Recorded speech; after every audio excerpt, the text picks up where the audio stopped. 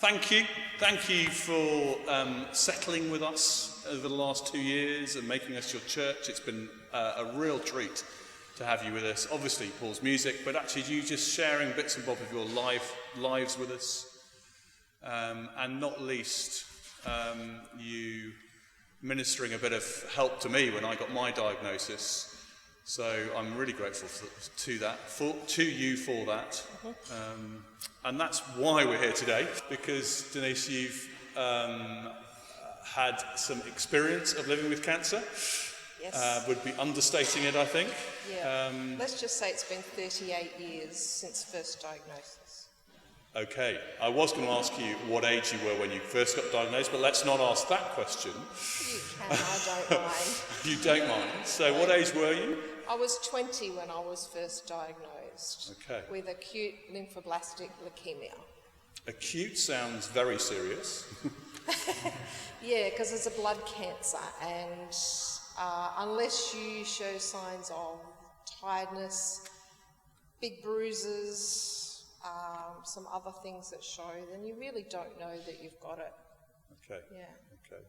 Yeah. But you had that diagnosis, and where were you guys at in your relationship at that time? We'd been going out for about 6 months. Okay. Yep. Yeah. So it was a big shock. Yeah. Yeah, it was. How on earth do you have that conversation when you've been to see the doctor and you've had some pretty bad news? It was a weird way that I was diagnosed, actually, because we'd been to a little bit of background here. Yeah. I've been to a Easter camp from our church and had a wonderful time, and went back to work that week after it. Felt really tired. Again, had a huge bruise on my leg that came up.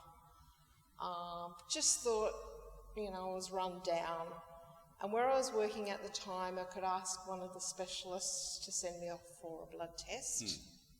And that was the Friday afternoon and at lunchtime. And before I finished work, he came up to me and he said, "They want to see you upstairs at haematology." And that's when I was told the news. And I said, "Oh, well, I'll go home and prepare." "No, you're not. You're in hospital now." And that's where I stayed for 3 months. Wow. So you went to work on the Friday morning and you were didn't kept leave that in for hospital. 3 months. I worked at a hospital, so I didn't leave that hospital for another 3 months. Yeah. Wow. Well, I had all my treatments. Paul, when did you hear that the girl you've been dating was slightly out of circulation? I just got a phone call. This was the days before mobile phones.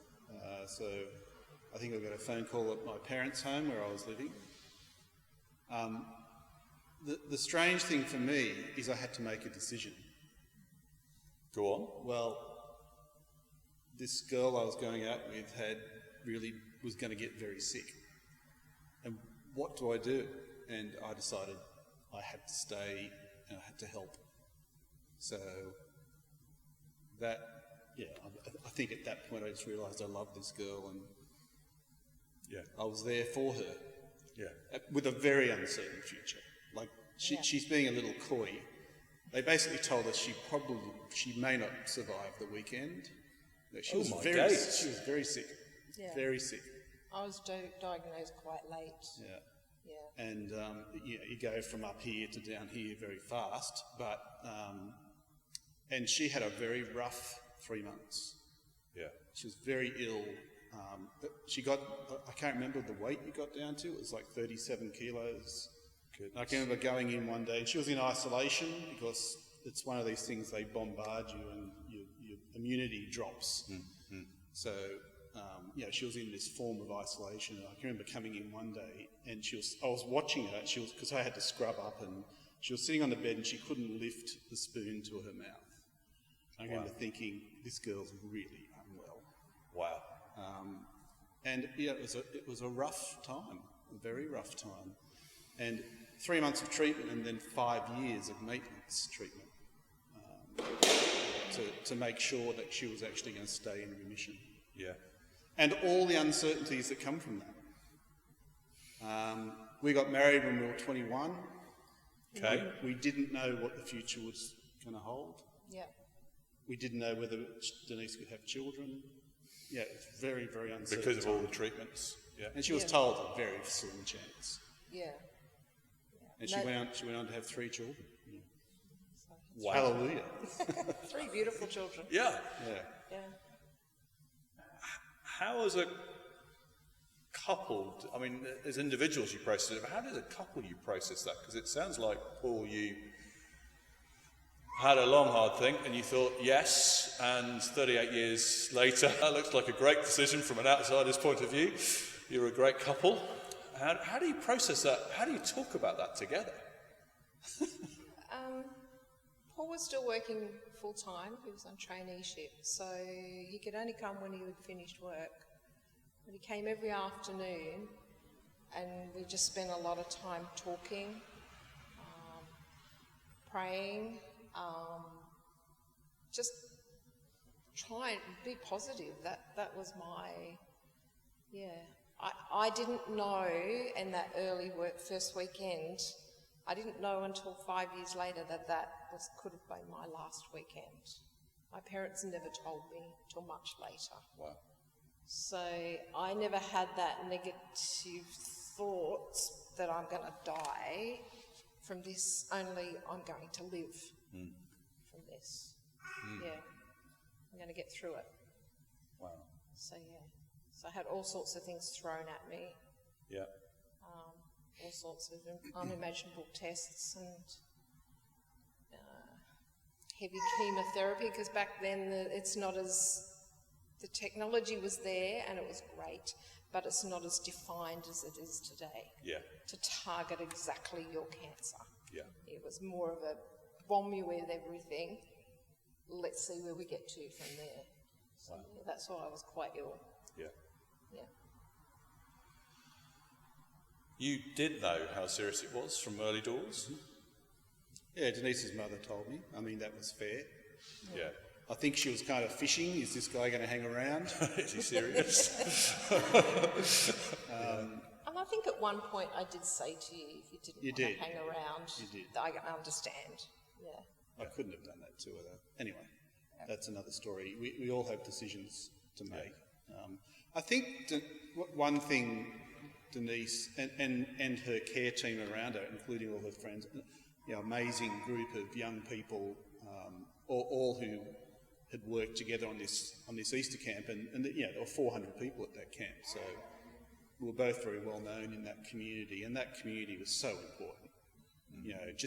I think part of it was people don't know how to respond to someone with cancer. It's a very difficult thing, but most of the people we knew hung around and actually remained friends and tried to help. And that was very important. But Denise kept a very positive attitude, and you live and breathe tests. Every week or so you'd have a blood test and that would give you a result, and then you would go from there. I know there's other people in the audience who have been through that process. It's a roller coaster, up and down every time. And then you'd get a bad result and she'd be back into isolation. And, how do you maintain this sense of hope? Yeah. There were lots of other people in that ward who were dying from the same disease. In fact, a friend of mine was in there at the same time, a young man. He was only 19, and that you kind of watch that, and how do you keep hope in that kind of environment? I think that was part of the test of, and I think my job and family and our friends was to maintain that hope. And I don't think that ever diminished. I don't think you ever lost hope. No. And I made a lot of, in this ward, even though I was in isolation back then was just a curtain. It wasn't like it is today. It wasn't a separate room? No. Okay. And I won't go into details, but it was pretty Primitive. very primitive. Mm-hmm. And so I could actually open a curtain and talk to the people in other cubicles. Okay. So I became friends with them. Yeah. But then they didn't make it. So I was also learning how to deal with death at that time too. Like people that I'd befriended while in hospital going through. Some were much more serious than me as well, and all age groups. And they just didn't leave that hospital the way they wanted to. So, you flagged the theme of hope. Yes.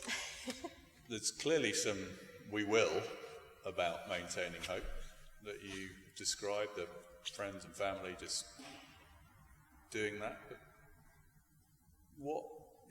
what kind of feeds that? What helps keep hope alive? What would you say as you recall 38 years ago? What would you say over the years has kept fueling hope? I think I've had a very strong, positive group of friends, Christian friends, non-Christian friends around me. We're always talking and supporting each other. It's never been a you don't talk about it subject. It comes up in conversation, you talk about it, it's open. I've since had other friends go through cancer diagnosis, so we've talked it through with each other. I think, it's just one of the biggest things I remember in that very first year, 12 months, when I came out and I was told I was in remission and I could finally stay home, that I learnt as I got back into the community, got back into work, that I had people praying for me all over the country because of the connections we'd had within the church. And because of that youth connection, we all came from everywhere, and we had big national youth conferences and stuff, and I'd been to those, that I had people all over Australia praying for me. And that just really made me feel like, well, I've been positive, but they've given me that positivity to keep going. And in terms of your own faith, and did it knock you sideways in terms of your own kind of sense of God's goodness and God being good to you?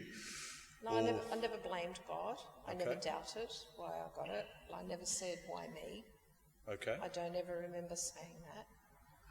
I just know that I spent a lot of time, because you end up having a lot of time on your own, channeling positive thoughts. I think I got into mindfulness way before it became a thing.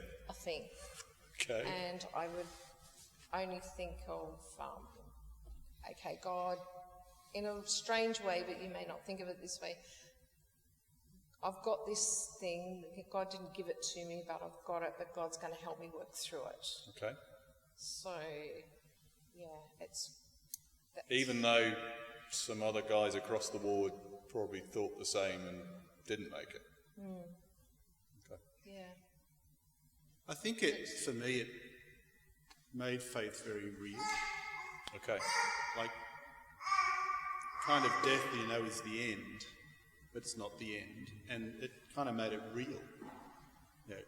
We're only 20 years old and we're facing this incredible difficulty. Now, curiously, you haven't spoken about Denise's recent diagnosis. We had to face this again, so only recently. And it's amazing what's inside you that comes back out. So all of the fear and the stress and the worry that you think has been put to bed, it's just underneath the surface. Okay. And it all came back out again. So it did for me. That was last year? Beginning of last year? It was 2023. End of 2023. Yeah. So it was breast cancer this time. Okay. There is no link between, one of my major first questions was, is there a link between leukemia and breast cancer? And genetically, no, there was nothing. So no rhyme or reason why this came to light. Yeah. And luckily it was caught very early. And so I've had, again, a positive pathway through this. Yeah. But still ongoing. I'm still in third year of 5. Yeah. Yeah. And Denise shared before the service, your last round of treatment was on Friday. So you're not quite feeling tip-top. Yeah, I'm all right now. I'm drugged up with Nurofen. But thank you again for sharing with us. It's a treatment that flattens you, Yeah. and it's just part of it. Yeah, and you just do it. And I had a positive experience on Friday. I kept praising all the nurses because it only took once to do everything. Yeah. Yeah. The thought I wanted to land, Paul, is you saying about it makes the Christian real. faith real. I think. Yeah, I mean, so as a 20-year-old bloke, you would have said, I'm a Christian. Mm-hmm. So what, as a 20-year-old bloke supporting someone facing life-threatening cancer, what was extra real because of that? I think it was, let's call it faith in action. Okay. So it certainly changed. Yeah, the sort of doubts I would have had at that point, they were trivial, really. Okay. It really centred faith as a core way of dealing with this. Yeah. And in some weird way, it kind of said, it's okay. It's okay to feel like you are. It's okay to. It's okay to be afraid. It's okay to be fearful. Yeah. It's actually okay. Yeah. You know, God's there with you through that. Yeah. And like Denise said, I never blamed God for this. This is life. Yeah. This is what life is like. Yeah. And it kind of made a lot of as a 20-year-old, you had lots of other things going on. Look, they're just trivial. They really are. The core of this is living. It's faith. And then we went on, I think, to really try and put our faith in action. Mm-hmm. Yeah, and that really did centre us in that. And we won't go into what that was, but spent many years, decades working with the church voluntarily and in their programs. Mind you, I do have my really down moments too. But, We'd be surprised if you didn't.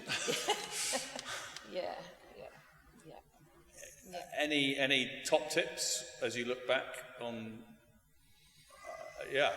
What do you do in those down moments? Talk to people. Paul's always been there to talk to about it. We've experienced it together, so we never hide anything. We always talk. I'm good with my parents. I can talk to them about anything. Yeah. Same with Paul's parents. It was good. I could talk to them.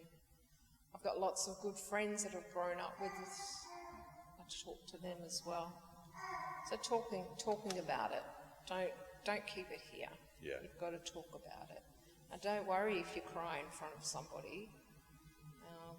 It's a good thing. It's a good thing. I would say, that song we sang about deep stillness. There's a peace that I seek. It's okay. It's going to be okay. Mm-hmm. However, whatever track this takes, it will be okay. And that's kind of what I seek during those stressful moments, and that could be looking at the sky or, talking to my children. The miracle of our children. Every day we think about that. And that it just reminds you that, this is a bad thing to go through, but actually there's been a lot of positive. We wouldn't be who we are without that. Yeah.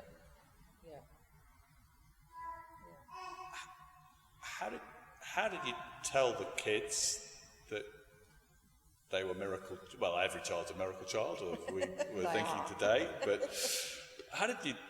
I mean, what age were they when you talked to them about this? And how did you? Or did it just come out? Or I think it just. They just grew up with conversations, and when they were old enough to understand, we told them. They knew. Yeah, we were pretty late. Because of this, we were pretty late having our children. Our first child was 30. Denise was 34, and her last time she was 40. I can remember holding that child and just first one thinking, this is a miracle. It's an absolute miracle. Yeah. And how good that is. And I think, that feeling of awe has stayed with me ever since. Yeah. And we're very open with our kids about that journey. They know it all. Yeah, because of Denise's recent diagnosis, we had to do tests to make sure they didn't have the genes and all that sort of stuff. So, they're connected to it. Yeah. And are there ever family meal times that you end up kind of going deep on this, or is it kind of again comes out as and when it comes out? Yeah, I don't think we sit and purposely speak about it, but if it comes up in conversation, we don't sidestep it. Yeah. They can ask us anything, they can ask me anything. I'll just tell them the truth, the way it is. Yeah, and I think there's a bit of life wisdom there that we're happy to talk to them about. Yeah. Not that we know everything. No. None of us do. No. I've got a question that starts to connect with kind of something I've been pondering, which is you're on a sort of 6 monthly check cycle. Me too.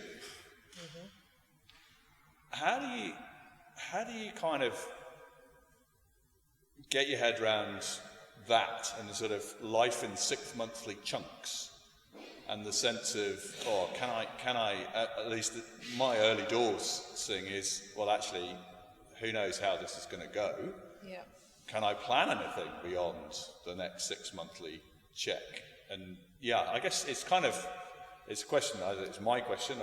I can give you my answer, but I'm more interested in your answers. Yeah. Is kind of how do you kind of get your head around that and do life well, but knowing there's a sort of 6 monthly cycle going on? Yeah. So this time round hasn't stopped us from planning or doing anything. We're here in London to live the experience. Okay. And to get the most out of it we can. And to enjoy Scotland was a recent holiday. And yes. Yeah, fantastic. So that wasn't deliberately booked to fit around within the 6 months. That was when we could do it. But not next week, the week after, I go back and have another round of... And there'll be another 6 months, and you sort of start thinking now, okay, my analogy is I look like a duck. I'm at the top going, but underneath I'm going, oh no, what's going to happen? So the feelings are kind of very live. I'm coping. What about when the feelings kind of get a bit overwhelming and a bit, I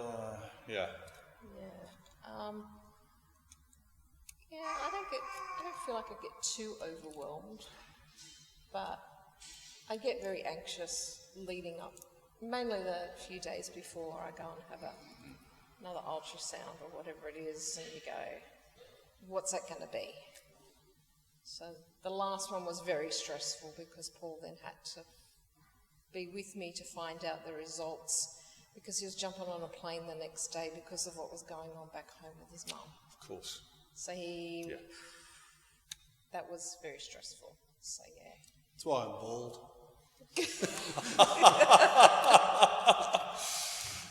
And it looks good on you, Paul, so thanks. It's all right. It's all right. Thank you. Is there a way to share with people your diagnosis without them ending up looking really worried and anxious, and what a friend who's also been through cancer calls the tilty head thing? Sorry, that was my attempt at the tilty head thing. Any top tips on that, of kind of sharing with folks so that they don't feel terribly burdened and tongue-tied? Or it doesn't sound like that was your experience early doors. I don't think so. I think if something arises within conversation, and I can see the pathway of bringing up my experience is going to be a healthy thing for that person, then I'm happy to share. and happy for them to ask me questions if it suits where they are at. I think Denise's story is a positive one, and often in cancer there's not many positive stories. That's a good call. And it's really worth hearing, and thank you. Yeah, and you've just got to be careful because not everyone has a positive outcome. That's hard to navigate sometimes. Yeah. And it might not be them, it might be someone who they've lost who, Yeah. But I think this, often with me it leads to a conversation about the privilege of being alive. And the miracle of having a life in this incredibly beautiful world. And how precious that is. And how you're there to maximise what you do for others. That's my theology. That's what my faith tells me. And that's where true value lies to me in life. And this experience has just made that more acute for us. I guess if someone's talking to me and I know what they're talking about, and that person is not going to survive, say, and I've learnt that I have to not feel guilty that I'm still here alive. I've been gifted this 38 years on the planet to do what I've been doing. But try not to feel negative about that because the person in front of me is, or the person that they know is not going to have that experience. That's been something that over time I've learnt not to feel bad about myself being here alive when I know the other person's not going to make it. So, not long until you fly home. Tell us what tell us what you're looking forward to most. Tell us what there's some family stuff that's is going to be a big responsibility to go back to, caring for your dad. And my dad's just been diagnosed with another form of cancer again as well. Okay. He starts radiotherapy tomorrow, so Okay, so you're going back to responsibility. Going back to those, yes. What are you looking forward to going home? I mean, I can guess the answer, but